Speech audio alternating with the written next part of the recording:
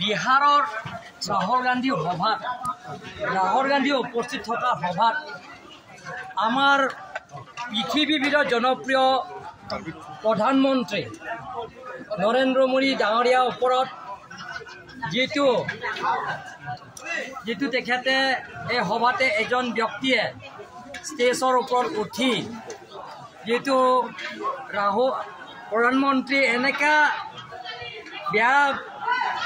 শব্দ ব্যৱহাৰ কৰি যেটো তেখেতক সমালোচনা কৰিছে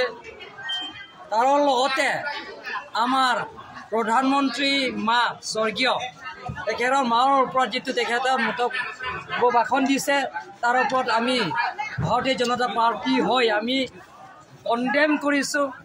আৰু ৰাহুল গান্ধী আৰু কংগ্ৰেছৰ দলত আমাৰ ভাৰতীয় জনতা পাৰ্টি তৰফৰ পৰা আমি কণ্ডেম কৰিছোঁ। গতিকে এনেধৰণৰ যেটো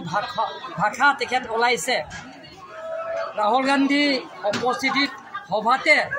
এজন ব্যক্তিয়ে যেটো নেকি তেখেত সমালোচনা কৰিছে সেই ভাষাটো যেটো আনপাৰ্লিমেণ্টাৰী ৱৰ্ড ইউজ কৰিছে তাৰ কাৰণে আমি ভাৰতীয় জনতা পাৰ্টি হৈ আমি কণ্ডেম কৰিছোঁ।